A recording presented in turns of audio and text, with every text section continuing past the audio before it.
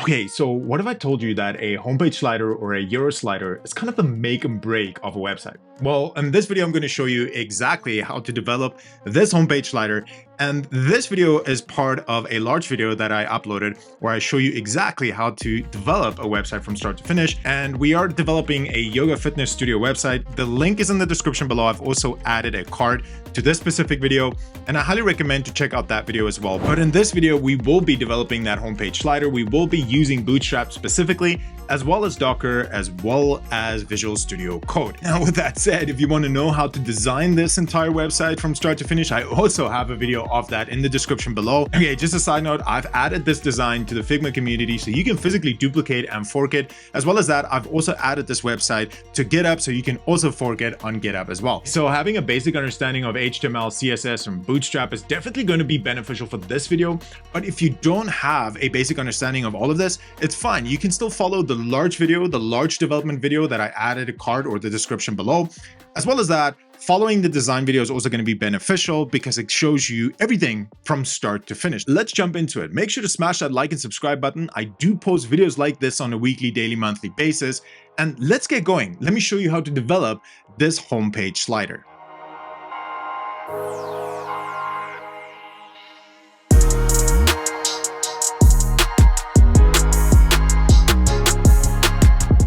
All right, so in this part, we are going to focus on adding this beautiful slide that we have here. Now, again, if you haven't seen the previous video, I've created a full video where we are physically designing this entire design from start to finish. So make sure in the description below to check that out. I also have a Figma community link where you can go and fork or duplicate this, as well as we also have a GitHub repository link below where you can fork this and do whatever you want with this project. Now, one thing I want to add is we are going to work between prototype 1, prototype 3, and prototype 2 to put together this beautiful looking front end website.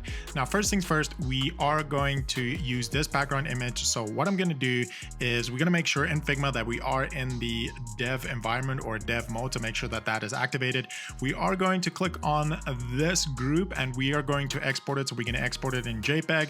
And as we're exporting it, I also just want to add that the actual size that we are exporting for this image is about 500 kilobytes. So you're going to see now, as we move back to Visual Studio Code, we are going to drop in our image at the SRC and we're going to see Gulp do its task magic to convert this JPEG into WebP. So first thing I'm going to do is that image that I just exported, we're going to drop that into our actual SRC IMG. So I'm going to go ahead and do that. So we just drop it in there. And as you drop it in, you're going to notice that it automatically creates the WebP for us.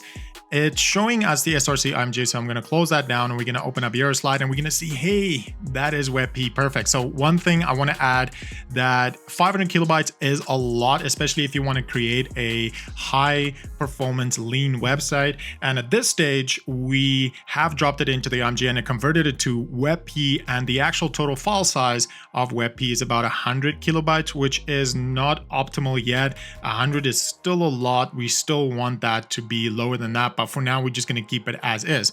All right, so now that we have our background image, we're going to start by creating our section. But before we do that, there's one little small change I want to do. One thing that is going to save us a lot of time. At this stage, we've constantly used URL4, and with Python and with Flask and all that good stuff, we have to do it this way. But we can go and modify our app.py file. And when we go back to our app.py file, I want to add something to the app Flask. And what I want to add, I'm just going to add a comma there.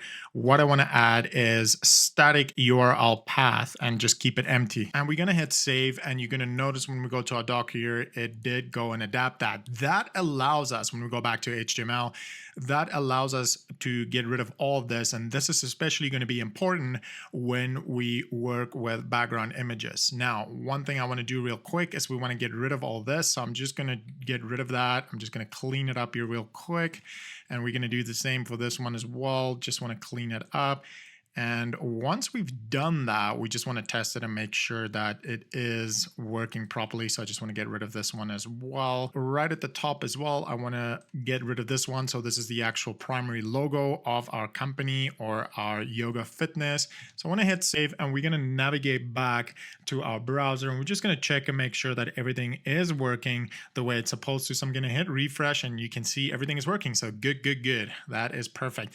Now that we've done that, we can navigate back to our Visual Studio Code, and we are going to start by adding or minimizing our nav first, and we're going to add a section. So note that I'm typing in just section and hitting the tab, and then I'm going to add a class. I'm going to add P5. And next, I want to actually add the background image. Now, there's two ways of doing it. You can either create a custom class, but I find that custom classes, especially if a project kind of grows bigger and bigger and bigger, custom classes with adding specifically background images can be cumbersome. So what I normally do, and I know a lot of people don't like doing this, trust me, I personally don't like doing it as well, but adding an inline style, but just for the background image itself. So I'm going to type in style, and we're going to say background image. We're going to say URL, and we are going to say /img/ not dot / and we're going to say euro slide.webp. Perfect. So when we hit save here and we navigate back to our browser and we hit refresh, we hopefully see something. Yeah, perfect. We see something because we added that padding 5. So we used the actual spacing system of Bootstrap by using 5, and we used P for padding. Now, if you want to know a little bit more about this, make sure to check out the full design video that I created, because in that video, I explain exactly what is P5, what would be P4 or M5 or M4 or anything like that. But coming back to this, one thing I do want to add is a custom class. So I already went and created a custom class, and what I did is navigating to your custom underscore class, we are going to open up or create body tags, and we're going to add slider section. I'm using the word section just to refer to the actual section, of course, but you can add your own class names, whatever works best for you. But for me, slide section works. I'm going to go back to HTML. In the class, I'm just going to drop it in there, and I'm going to hit save. And essentially what we did is background image no repeat, because when you look at this, you can see that it is repeating there. So when I hit refresh, that should be gone now. So we can see that it's not repeating itself, but we're not 100% there yet. So one thing we need to go and change, and I'm just going to go back to Visual Studio Code here. And one thing we want to add here is background size, and we want to add cover. So we want to hit save there, go back to the browser, hit refresh, and everything should be working the way it should be. Now, normally it takes a second or two for the actual file to compile. So when we hit refresh, we can see, hey, it is doing what we want it to do. All right, so next we need to add the content that is within. So when we navigate back to Visual Studio, we are going to go to index.html, and we're going to open up these tags. And the first thing we want to do is we want to add a div. And with that, we want to add a class, and I want to start with a container because I want everything to be within the container. If you want to close any kind of open or empty lines, you can hit Control Shift and K. And I like to make sure that everything is nice and clean, especially when a project starts getting big. Next, I want to add another div, and to add a div, we just type in div and hit tab. I'm going to add a class. We're going to say row, and within this, we're going to add another div, and we are going to add a call MD12. Now we've essentially opened up a row, and we said call MD12. Note that I'm using the breakpoint MD. By default, that's kind of how you want to do it. Now, the next thing we're going to do once we've opened up our column is we're going to add H1. Now, remember, a page in general, when you look at SEO, should only have one H1 and not more than one. So we are going to add the H1 over here. And now that I've added the H1, I'm just going to paste the actual text. So I went back to Figma and I copied the actual text, which is yoga first, fitness always. Going back to Visual Studio Code, we are going to add this in the H1 that we just did. So I'm just going to clean this up a little bit. I'm just going to make sure that everything is on one line. But one thing I want to do though, because what's going to happen is this is all going to be on one line. So when we hit save and we go back to the browser and we hit refresh, you can see everything is on one line, but we need two lines. Now, one way to do this, the best way to do this is actually add a span for fitness always. So I am right in front of it. I'm going to type in span. and we're going to take this fitness always and we're going to cut it and we're going to put it inside of the span. The reason I'm doing that and the reason why we're not using BR is because when it comes to mobile and tablet, that's definitely going to screw things up. So a better way to do this is to use span. We're going to add a class and we're just going to say dblock. But for now, we are going to just call it dblock. We're not going to add any breakpoints to it. And once that's done, I'm going to hit save, go back, and we're going to refresh, and you're going to see that it is on 2 lines. Now, the next thing I want to do is we need to add the actual font size. So the font size that we have here is 4 rem. So we need to go check out what font size can we actually do. So to do that, we can go back to Visual Studio Code and we are going to open up our variables folder again. And yeah, I know this takes a long time because there's so many packages and node modules. It drives me crazy sometimes that there are so many of them. Now I got to look for them. I've got to look for them. I got to look and I'm not seeing it yet. Hopefully you see it. I don't see it. And I'm just going to scroll down a little bit more. No, it's not there. And perfect, there it is.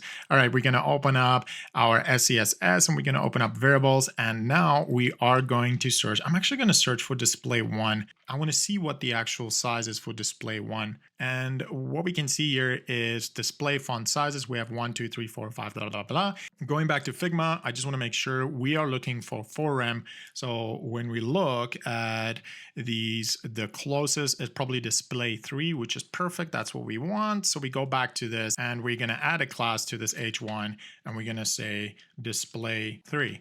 Perfect. Hit save. Now navigating back to the browser and we hit refresh, we should be closer. Okay, that looks on a font size level, that looks pretty good, but obviously the actual font and the actual thickness is not there yet. So the next step here is to add the font stack. Now there's many ways to do that. One thing that you want to make sure that it has a swap feature. Let me explain what I mean. So I'm going to go to Google Fonts. I'm going to open up Google Fonts, navigate back to Figma, and we are looking for Fredoka. That's exactly what we are looking for. So going back to the browser and going back to Google Fonts, we are going to search for Fredoka. Perfect. So it's right here at the top. We're going to click on it. And you're going to see that we have a bunch of options here. Now, again, because we are developing a super lean site, we don't want to include all of them. Trust me, you don't want to do that. We just want to include a very specific one. I just want to double check. So going back to Figma, we are using 500. So we want to make sure that we are including 500 and 500 only. So we want medium 500. We're going to select the medium font. And on the right-hand side, it is going to show you everything. Now, if you've used Google Font previously, it will remember it and it will add it to your actual import as well. So I just want to get rid of this font so that we only have medium 500, and you never want to do add import. By the way, when you do add import, it will bloat your website. It will trigger Google Lighthouse or speed tests or anything like that. It will trigger it and say that your website is much slower than what it actually is. So with that said, we're going to do the link. We're going to hit copy and we're going to go back to our actual Visual Studio Code and we're going to drop that into our script. So you can add it right here at the top, and I'm just going to paste it. Just going to clean this up a little bit. All right. So one thing that we want to make sure here, one thing that you want to note is that display swap. That's super important because that's part of making sure that everything renders and does not slow down the actual performance of the website. So with that done, we're going to hit save, and I guarantee you we're not really going to see anything right now, but let's play around. Let's just double check. I'm going to go back and we're going to hit refresh. And as you see, nothing has changed. But when we go and inspect element, we would be able to see that there's no errors. And when I open up the head, you'll see that it's right there. So it is pulling in, but it is not doing anything at this stage. So let's go ahead and go back to variables, and we are going to define the font only for this specific H1, because when we look at the design, we are only using this actual font on, it looks like we're only using it here, and it looks like we're using it on the headings, so the H2s as well. But we're not doing that for the rest of the headings. So we just want to change our H1 and our H2 to reflect that of Fredoka. So going back to Visual Studio Code, we're going to go and change that by going to the variables folder. And by the way, we're doing this specifically, why? Because we're trying to develop a lean site. So let's go to headings. And let's see what we can do here. And let's see if there is a possibility to only change the font of the heading 1 and heading 2. It looks like we do not have that ability to do that. And this is the cases where we will use custom class to achieve our end goal here. So I'm going to go to custom class, and we're just going to give us a little bit of space here. I'm going to add a comment and just say heading settings, and we're going to say h1 comma h2. We're going to open that up and we're going to say font family. And now we're going to navigate back to Google Fonts just to make sure that we are including the correct font family name. So when you go here, it will tell you font family Fredoka sans serif. So the sans serif at the end is kind of a fallback. If Fredoka is not loading properly, it will fall back to sans serif, which will then fall back to Bootstrap as well. So that's exactly what we want. We're going to go back to Visual Studio and we're going to add that in. So I'm just going to replace this and we're going to hit save, and we're going to make sure that, going back to the node here, I'm just going to make sure that everything is compiling the way it should be. And then with that all said, I'm sorry, I'm trying to talk super fast here. With that all said, we're going to go to the browser, we're going to hit refresh, and boom, there we go. There is our font pulling in the way that it's supposed to. And I like that because we don't even need to define the actual weight of this font. It's pulling in exactly what we want. All right, now that we've done that, we need to go back to the design, and let's just zoom in here. We're just going to take this text. This is the next thing we need. So I'm going to highlight all of it. We're just going to hit copy. You can also copy it from here, which is great. And by the way, this is new. This is all new. This is a new feature, which I really like. Going back to Visual Studio Code, we are going to add that into our index.html. So going back to the index.html, we are going to add a p tag. So I'm just going to press P. And we're going to drop that in. Now, I like to just add a little space here just so I can see what exactly is going on here. I'm very particular when it comes to my coding. I love it to be super neat. I'm going to hit save, and we're going to go back to the browser and just have a quick look at how this looks like. And I just want to hit refresh. And we can see that, okay, it's getting there. It's looking like something, but it's not what we want. We want to make sure that the font is cutting off right here. So there's multiple ways of doing this. One easy and quick way to do this is if we go back and we change this MD12 and we just add, we not change it, we actually add call LG, and we're going to add, let's start with 4. Now, what happens here is on a medium-sized breakpoint, and anything that's smaller than medium size is going to stay with call 12. Anything larger than LG, it's going to change to 4. So let's see how that looks like. So I'm going to go back to the browser. We're going to hit refresh. And yeah, 4 is a little too small. So we're going to change that. Let's change it to 6 and see how 6 looks like. And just going to hit refresh. Okay, that looks pretty good. I just want to compare that with the actual design. The design is cutting off at yoga. So I want to make sure that it's doing the same thing. And so what I want to do is I want to open up the P tag, and we're just going to say PELG4. I just want to hit save. If you are particularly want it to be pixel perfect, you can also try and change the call. So we can change the call LG5 and we can see how that would look like. So I'm going to go back to the browser and refresh. And there we go. So call LG5 works. It works great. It's cutting it off exactly where we want it to be. The next part is fine-tuning this P tag and adding some buttons. So let's navigate back. And one thing I've noticed is, okay, font size is 1 rem, font style, weight, everything is the same, but align height is 2.125. Let's see if we can replicate that to make it look more like the design. And again, when you're a front-end developer, you want to make sure that your development matches the design. So we can see here that ours are a little tight. So one thing you can do with Bootstrap, and I'm going to go back to the code itself, we can add an actual line height here. So there's a few ways of doing this.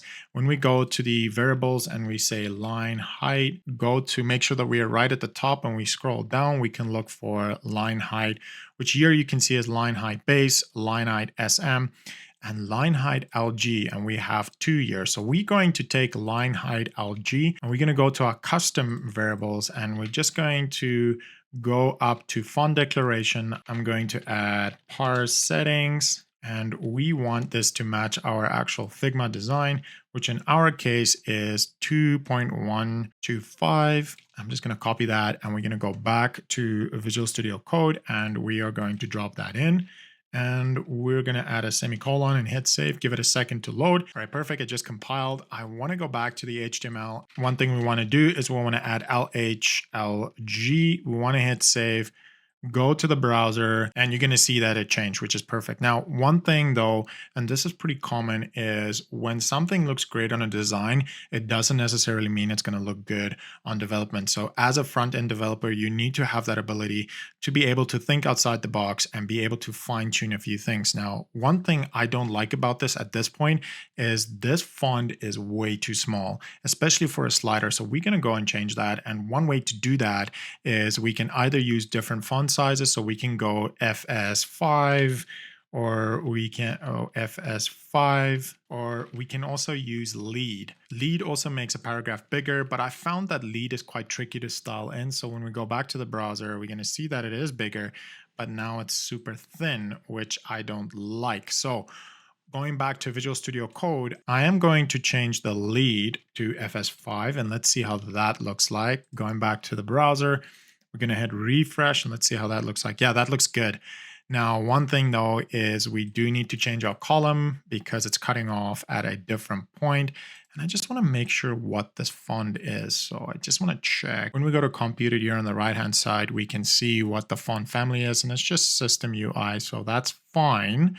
But I think what we need to do, just so it looks better, is we probably need to go and add a little bit of thickness to this font. So going back to Visual Studio Code, I am going to change my ColLG5 to ColLG6. And I am going to go for font weight semi-bold. Let's see how that looks like. Maybe semi-bold might be too thick. Let's see. Okay, so semi-bold is definitely a little too thick. So when I inspect element here and we go to font weight, that's 600, so I want 500. And I know by default you can't really use font weight medium when it comes to Bootstrap, but let's double check because they do change things like this a lot. It looks like they changed it already. All right, so let's see what font weight medium is about. It is 500. Okay, cool. So going back to the browser, let's see if we like that. I think that looks okay. We're definitely going to fine tune this as we go along, because when I look at the design, it is way thinner. We're just going to play around with it and make sure as we go, as we develop through this project, that this will be the way that we want it to be. Next is adding the correct spacing between the paragraph and adding the actual button. So going back to Figma, we are using, it looks like 3 rem, which is, when we look at the gap of Bootstrap, which is 5. What we're going to do is, going back to Visual Studio Code, we are going to add an MB5 here. Now, one little tip I can give you, always use MB, always work from top to bottom when developing. Don't ever use MT. And that's just from an experience perspective, doing this for such a long time, because if you use MB and MT constantly, you're going to end up being confused. And, you know, when you come back to your code later on, that can be pretty cumbersome to try and figure out what you did. All right, going back to our browser, we're just gonna hit refresh and see how this looks like. We're getting there, we have a great space. Man, that thickness on the font weight, that font weight is definitely bugging me at this stage. So I'm actually gonna go back and just remove the FW medium because it's gonna drive me absolutely nuts. All right. Going back to the browser, we're just going to hit refresh, and we'll leave that for now. We'll look at that later on. It might be actually the font color as well. We have the MB5 here. I'm just going to right click and inspect because I want to see. When we look at this right here, we can see, I'm just going to click on the actual H1. We can see that we have 48, which is an equal of 3 rem, which is good. Back to the browser here. What we want to do now is we want to add the buttons. Back to Figma, we can see that we have 2 types of buttons. So I'm just going to click on this, and we're at the bottom here. We are going to copy the text, or I'm looking for the space to copy the text. And there we go. The text is right here. So I'm just going to highlight that all. And one thing you're going to notice is, because this design was specifically designed for Bootstrap and using a Bootstrap UI kit, we can see that we are using color primary and it's a large button. So that's exactly what we are going to do. So going back to our Visual Studio Code, we are going to add this button, and we're just literally going to say A, because we're going to use an aref. We're not going to use actual buttons because it's a static website. And we're going to add class, and we are going to say button primary, and let's go for button LG. And let's see how that looks like. I also want to drop in the text, so I'll book a session. And let's hit save and see what it is. We might need to change a few variables here and there throughout the variable folder to get exactly what we want.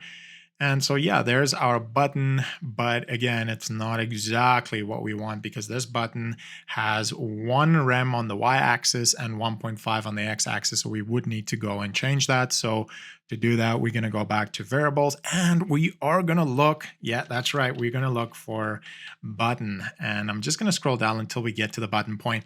And this is what we want to do is we want to change the LGX and LGY. So it's referring to the input button padding YLG. So I'm going to copy that. We are going to get to the bottom of that one. And here we can see we have 0.5 and 1 rem. So I'm going to copy both of these and we're going to add a new section and we're going to call it buttons. And we're going to add this in here and we're going to get rid of the default, of course, as always.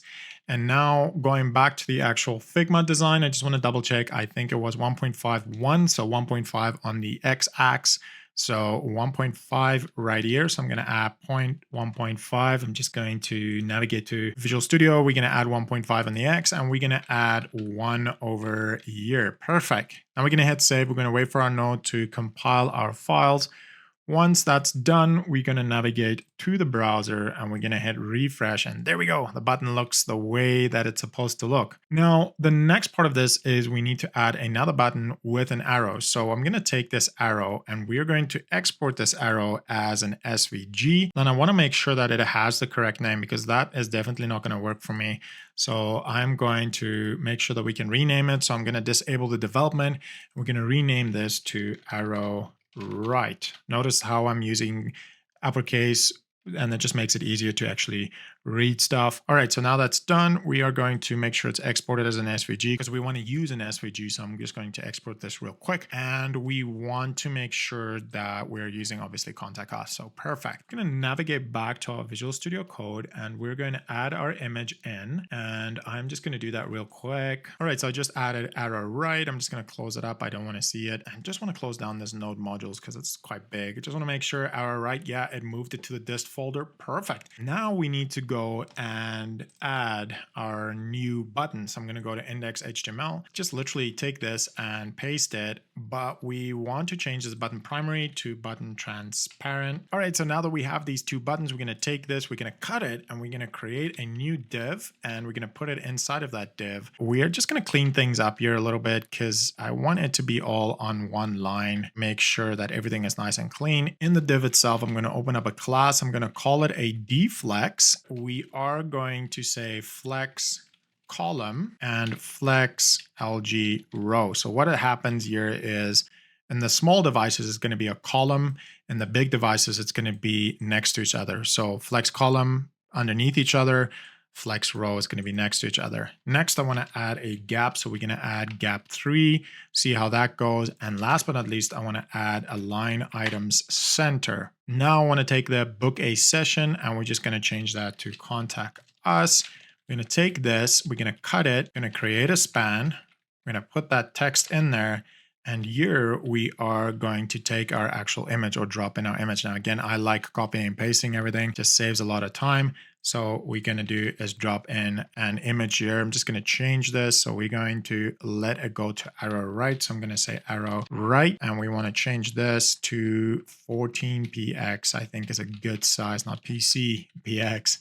We're just going to change the alt text. I'm just going to say contact us arrow right. Perfect. Hit save and let's see what we have. So navigating back to the browser, we are going to refresh and see what we have. Getting closer, it's getting better. Because we are using SVGs, we can actually make this arrow much, much bigger because I don't like how it looks like. So we're definitely going to increase that. And we're also going to add a gap because it is stuck right next to the us and contact us. So when we go back to the actual Figma design, you're going to see that, hey, it's nice and big and there's a nice little space there. It's 12. So I'm just going to click on this and we have a size of 19, which we can round it off to 20px. Let's navigate back to Visual Studio Code and let's quickly adapt that. So we're going to change the 14. We're going to change that to 20. We're going to change that also to 20. We are going to change this, or we're going to add a deflex, a line item center, and we're going to say gap 2. And see how that looks like. Might need to change it to a gap 3. Go back to the browser and let's quickly refresh and see how that looks like. And there we go. We have our basic contact us. And going back to the Figma design, I just want to double check everything, make sure everything is 100%.